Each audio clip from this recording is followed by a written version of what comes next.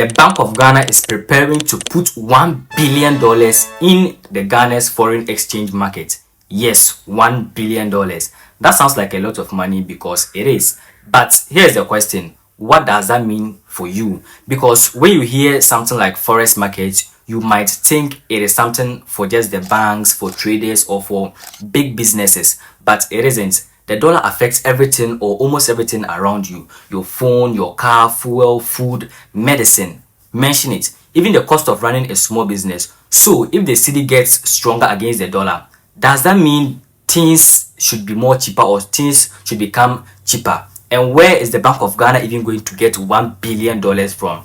Is the government simply spending billions to protect the cedi, or is something else happening? Because this isn't actually the first time something like this is happening, because in June alone, more than $2 billion went into the market through the bank's foreign exchange operations. And during that same month, the cedi became stronger against the dollar. So clearly something is happening. But there is still one thing we need to understand. Why does Ghana need so many dollars in the first place? And more importantly, will all these dollars actually make life cheaper for the ordinary Ghanaian like you and me?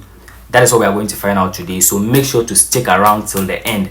Make sure to stick around till the very end, because I saved the best for the last. So like I asked earlier, why does Ghana need so many dollars in the first place? It is actually something quite simple, like very simple. You see, Ghana buys a lot of things from other countries, like cars, phones, computers, machines, fuel, medicine, name them. Even some of the things you find in your local shops, are from, outside of Ghana. They are bought from outside of the country. And when a Ghanaian business wants to buy many of these things from another country, they usually need dollars to pay for them. So imagine you own a business in Ghana. Let's say you want to bring phones into the country.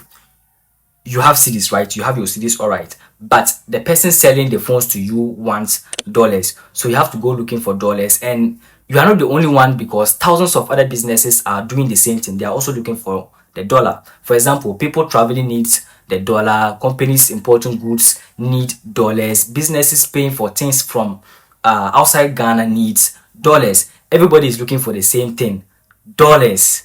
Now, when a lot of people are looking for that same dollar, but there aren't enough dollars available in the system, the price of the dollar can go up. And when the dollar becomes more expensive, the cedi can become weaker against it. And now that business importing those phones has a problem, because the phones suddenly didn't become more expensive in America or wherever they are buying them from, but the business now needs more cedis to get the same amount of dollars. And what do you think is going to happen? The small business still needs to make money, it still needs to make profit. So part of that extra cost can eventually find its way to you, the customer. Anytime you go to buy a phone, you want to buy that spec, parts for your car, you want to buy fuel, you want to buy goods in the shop, part of that extra cash can find its way to you. And this is why the dollar isn't just some foreign currency that traders talk about on their phones. What happens to the dollar can eventually reach your pocket. And this is exactly where the Bank of Ghana comes in. Because if the dollar becomes too difficult or too expensive to get, the Bank of Ghana can step in and supply dollars into the market, which brings us back to that $1 billion I mentioned earlier. But where exactly is that money coming from? And why does the Bank of Ghana think, pumping more dollars into the market can help the cedi, stand strong against the dollar? So where exactly is this $1 billion coming from? Because when you hear that the Bank of Ghana is putting $1 billion into the forex market, you might immediately think, wait, is Ghana taking $1 billion from its reserves? Well, not necessarily. And this is where the story gets a little more interesting, because Ghana has something that the rest of the world wants. Can you take a guess? Well, if you said gold, you are right. And when Ghana sells gold internationally, that gold brings in foreign currency into the country, mainly dollars. Now, there's a system in place where gold bought in Ghana can be turned into foreign exchange, and some of those dollars can then be brought into the forex market. So when you hear that the Bank of Ghana supplies dollars into the market, it doesn't automatically mean that the Bank of Ghana is simply taking $1 billion from a vault and spending it. No, some of those dollars can come from foreign exchange generated through Ghana's gold operations. And this is important because the headlines can make it sound as if Ghana is simply burning through $1 billion from its savings. That's not exactly what is happening. The Bank of Ghana has a framework for bringing foreign exchange into the market, and a major part of that system is connected to gold. So in simple terms, Ghana has gold. That gold brings in dollars. Those dollars can enter the forex market, and the Bank of Ghana can then use that exchange or that foreign exchange to help meet the demand of the dollar. Now we get to the really important question. If Ghana can bring in more dollars or can bring more dollars into the market this way, what does that actually do to the cedis? How does it, affect the cedi? Because getting dollars into the market or into the country is one thing, and making the cedi stronger and keeping it strong is another thing entirely. And that is where this $1 billion gets really, really interesting. So now we don't have to guess what happens when the Bank of Ghana puts a lot of dollars into the market. We just have to look at what happened recently as a good example, because in the month of June, what happened in the month of June was that the Bank of Ghana supplied about $2 billion into the foreign exchange market, and about $1.2 billion of that money came through foreign exchange intermediation, and another $811 million came through foreign exchange intervention. That's more than $2 billion entering the market in just one single month. And something else happened that same month. The cedi became stronger. It appreciated by about 3.3% against the dollar. That is significant. But before we conclude or jump into conclusions and say that the Bank of Ghana puts a lot of dollars into the markets and that is why the cedi went up, or that is why the cedi appreciated, let us slow down a bit, because it wasn't just that simple. There were other things happening at the same time. The demand for dollar was starting to ease. Some businesses had already finished bringing in large amounts of the goods they needed to buy or needed to import from outside of Ghana. Money was also coming into the country from the mining sector, and the wider economy was showing signs of improvement. So yes, the Bank of Ghana's actions were part of the story, but we can't honestly say they were the only reason the cedi became stronger against the dollar. And that is important because when we talk about something as big as $1 billion, it is easy to look at one number and assume we already know the whole story. But the forex market doesn't work that way. Several things are happening at the same time to bring out this result.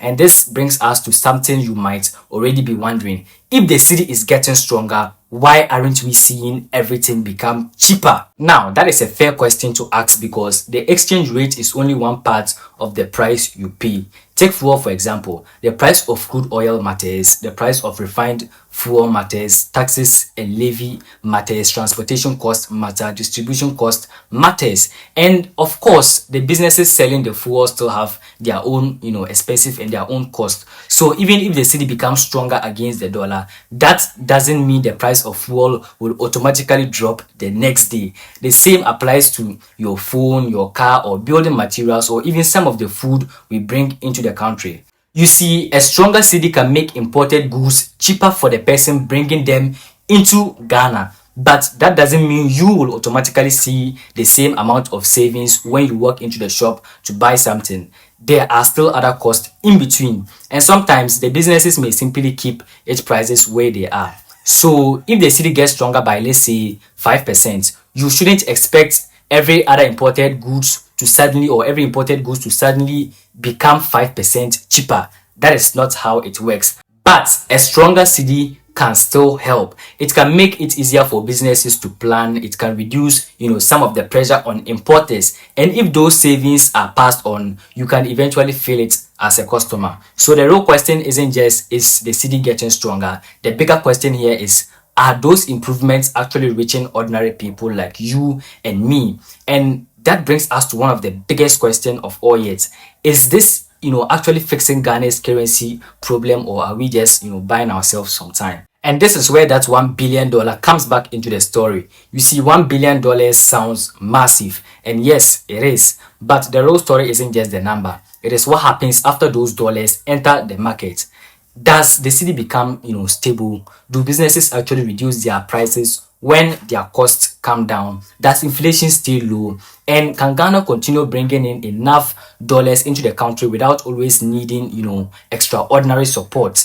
Because if the answer is yes, then this could be more than just a temporary fix. It could be part of a bigger change in how Ghana manages its foreign exchange.